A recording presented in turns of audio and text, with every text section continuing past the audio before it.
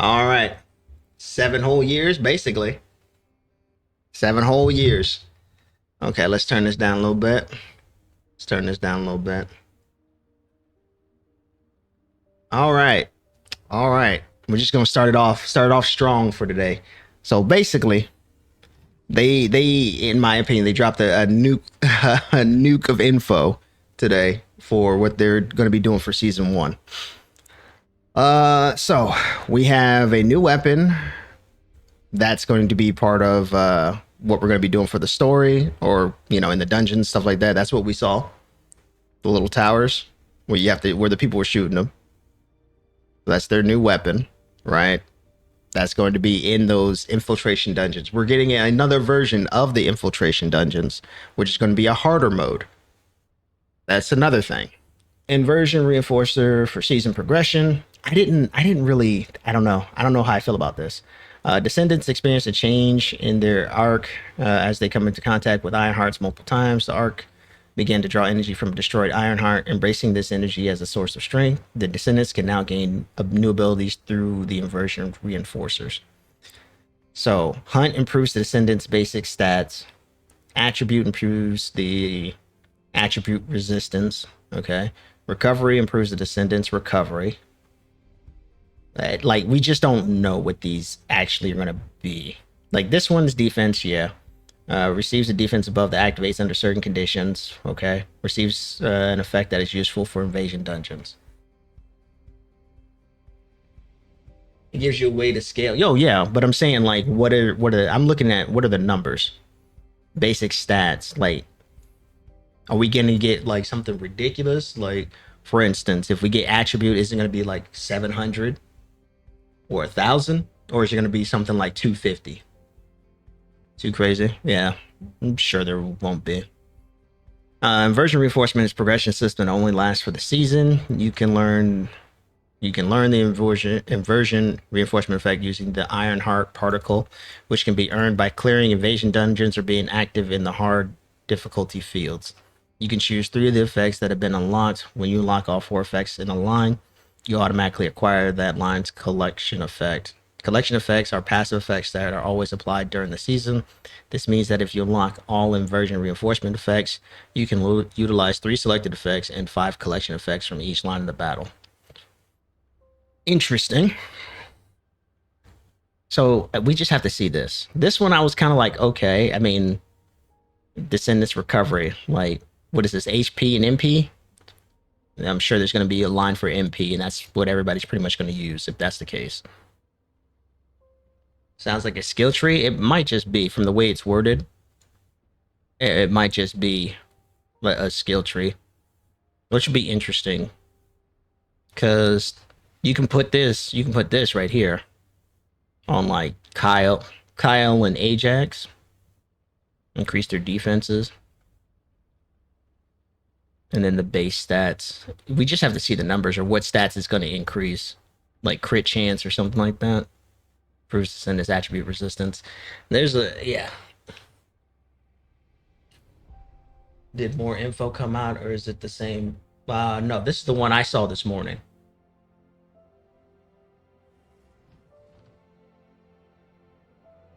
I would damage on Kyle and Ajax since they already can't die. Yeah, I mean, you're not wrong. But what would so you just do Hunt? Is that what you're saying? Basic stats? Because there's not a 1/4 damage.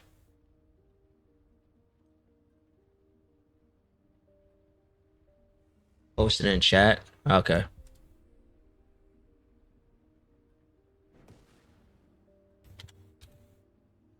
So Jaber getting fixed, confirmed. Alt Jaber coming soon. Alt Jaber will probably be the last ultimate descendant we get of the old guards. Honestly. Okay, so yeah, but overall, I think we just have to see. This is the unknown.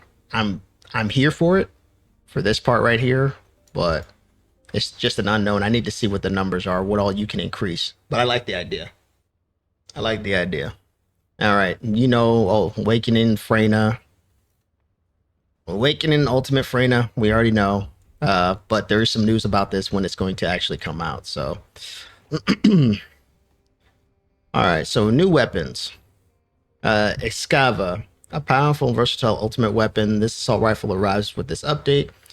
Also acquirable as a free battle pass reward. Excava charges voltage when attacking enemies and charge voltage, and uses the charge voltage to fire energy grenades. I would have to. These grenades need to be like sticky grenades for that gun.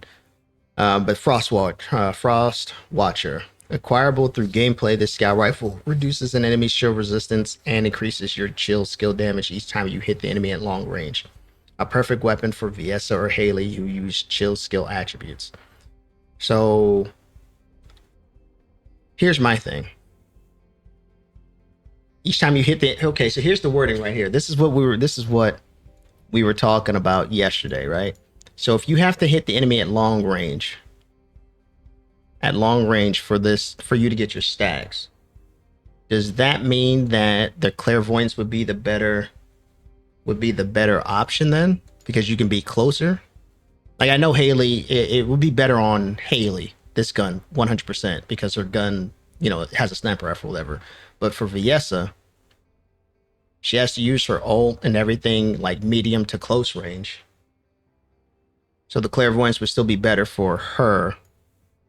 We just don't know the range that you have to be to get the stacks. I'm assuming it's going to be like 25 meters or something like that.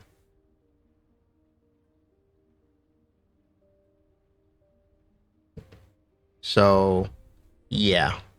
I mean, you'll get both. I'm almost certain it's going to be like 15 to 25 meters away from an enemy in order to get the stack, which is going to be awkward. It's going to promote more like distance gunplay. Like she's definitely going to be in like Sharon's category as far as staying away from everything.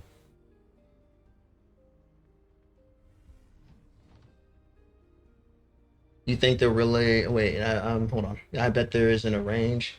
I bet the gun will zoom and you can get the stacks while zoomed. It's possible, but just from them wording that and how Hailey's kit is working, like I figured this gun would be perfect for her because she can just stay at a distance. I don't really think they would, but so you won't want to be up close because of the zoom. Yeah, but that gun, I don't know if that gun would really be worth it on Viessa though. Like she has what the icicle is a long range ability. Her ult is medium to close range. I guess it could work. I can see them adding a range restriction. Yeah, it just depends on the range. It depends on the range for this, but them saying that hit enemy at long range makes me think that they're going to be doing it like 25 meters or higher. Like you get a stack at 25 meters plus or something like that. Might not be the case, but just the wording is what that makes me think about when I read that. It's like, okay, so I got to be at. I mean, they'll probably do it something short, like 15 meters away from an enemy. But it's going to be hard to measure how far that is. There's no, you're not going to really be able to know unless the gun has like some unit of measurement on the side. Like there's a little glyph that pops up or something like a number meter, and like it turns green when you're in the range. I think they said long range because it will zoom. Yeah, we'll see. We'll see. We just don't know. Just don't know. But this gun will be probably the best for Hailey. Not so much for Viessa, but I'm sure people make it work. Looming threat over Ignis. It's in Deathstalker Intercept Battle. This is the new one. New Colossi. The Colossi still threaten Ingress from behind the dimensional wall, and it's time to meet the most powerful Colossi of Season 1. Deathstalker. Well, I mean, he's the first one, so obviously he's going to be the most powerful currently. Deathstalker emerges from the darkness and unleashes attacks based on poison and fear. Stalking the descendants in the darkness of the void, Deathstalker is more formidable than any other Colossus you've intercepted. You must jump back into the void to protect Ingress from this menace, solve the mystery shrouded in the dark, and intercept Deathstalker. Okay.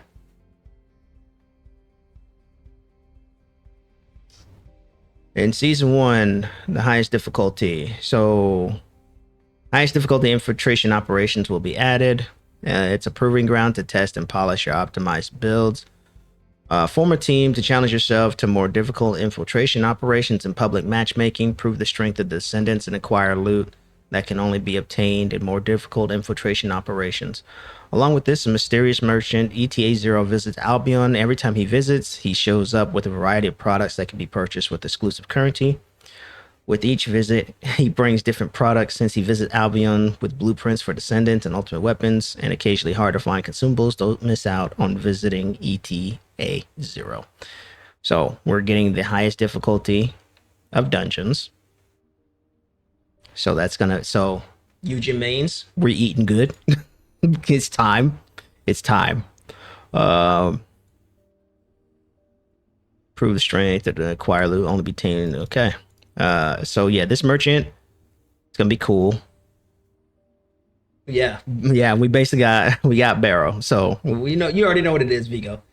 Wish more of us could go in training room, get damaged by dummies.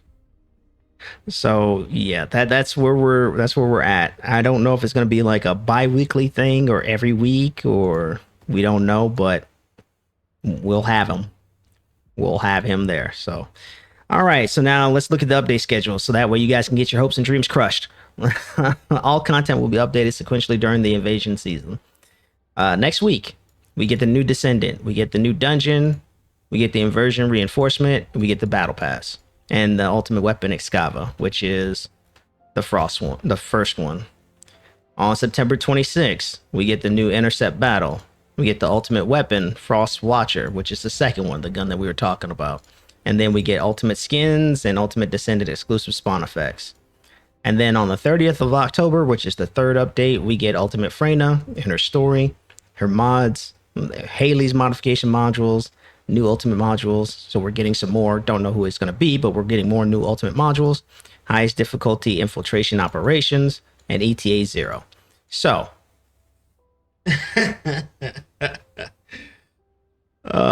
so we will be down bad until the 30th for the most part. I mean, there's some stuff coming on the first. This is all coming on the first.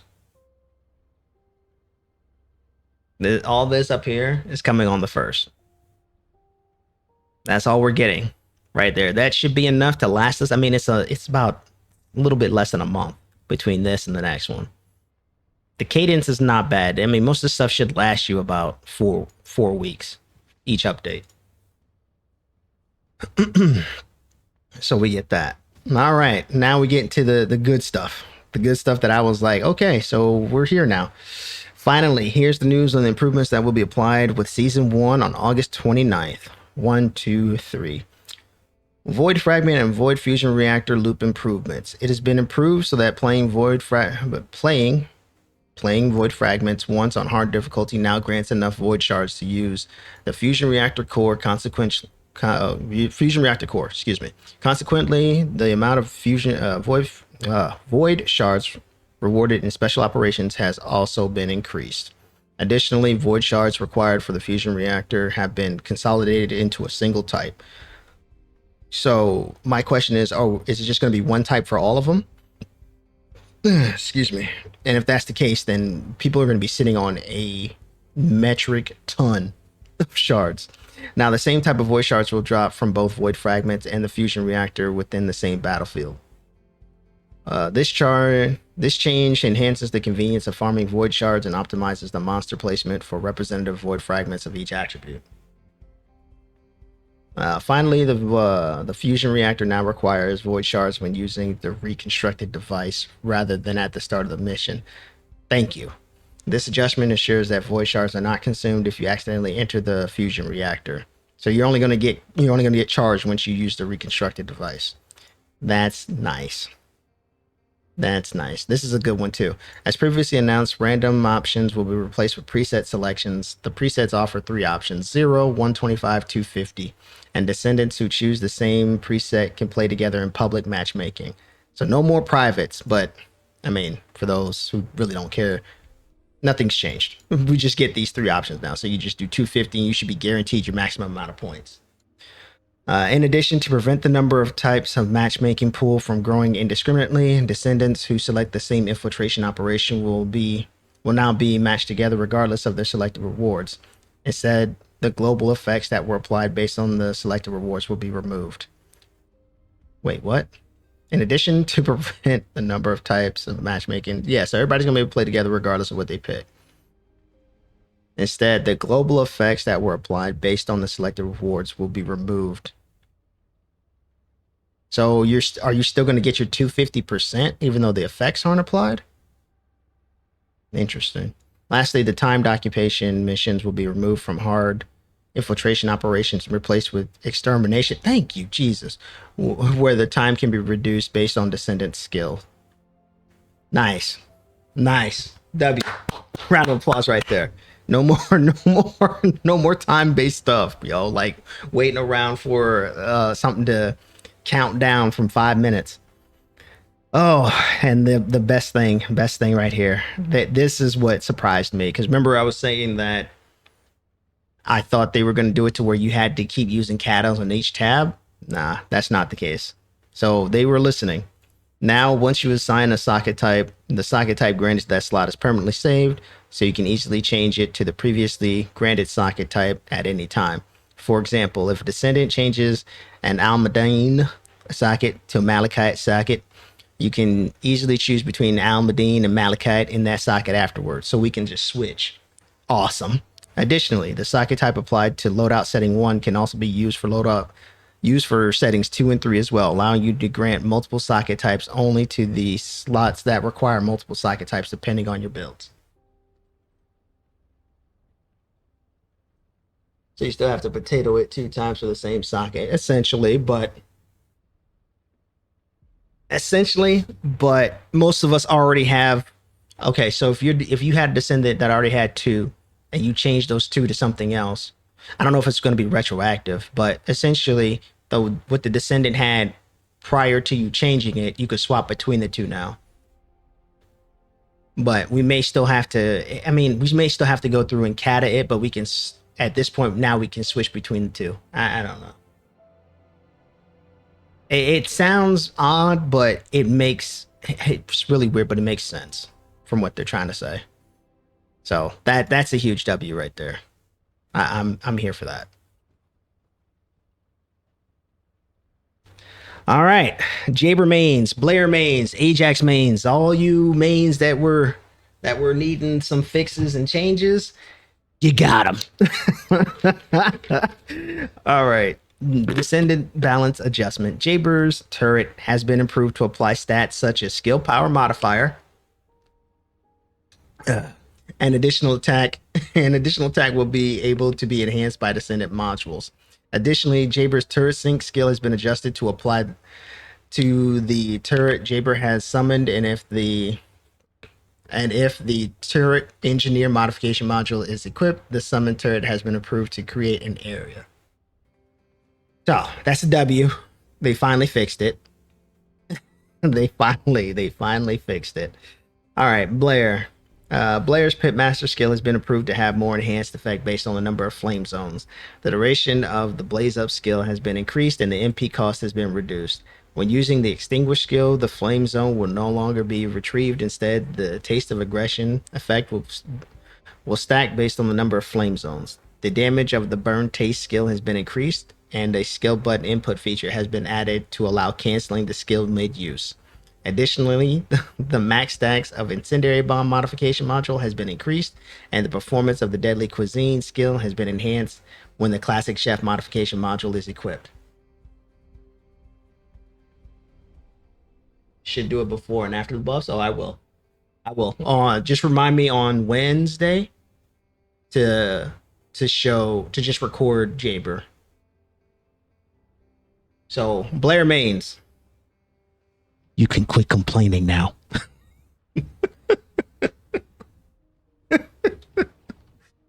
you can sit at the table now.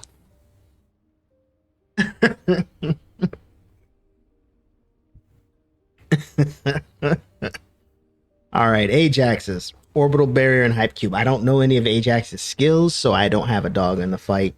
As far as if this is a good or bad thing for the character, I'm assuming it's good because they're getting improvements. But I'll talk to a Ajax player and see. Orbital barrier and hypercube skills are now affected by attribute resistance, making them stronger. The body enhancement modification module increases HP, defense, and shield when using these skills. Void energy will always recover to 100%, allowing the use of enhanced skills more often. Additionally, the void charge modification module will allow the void walk skill to be stacked, and the void walk and expulsion skills have been modified to increase damage based on defense. When using an enhanced skill, the cooldown will not reset.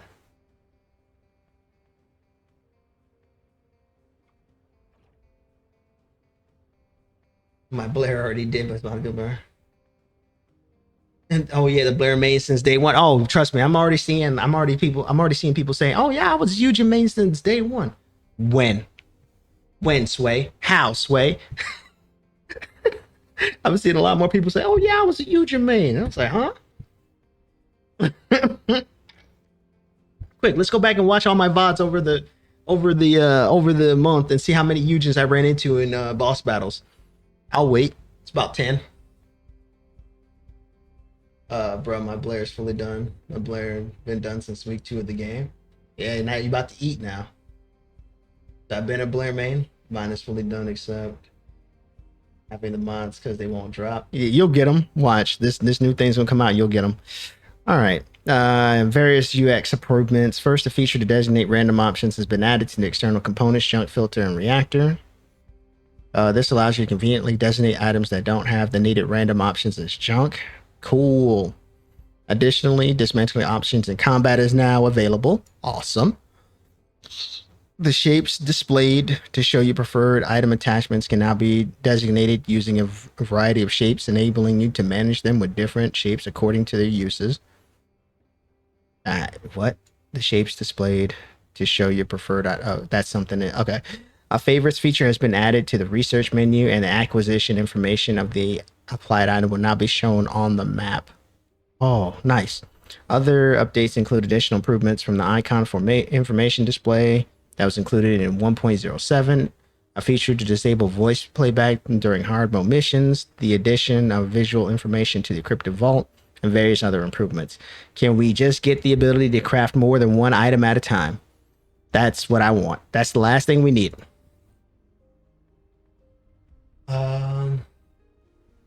Those Blair upgrades are awesome. I'll be able to actually stack another defensive mod. Yeah, I'll have to. You'll have to let me know how it is. I don't have Blair. I don't have really an interest in playing Blair. It's not really my cup of tea. But overall, W dev note.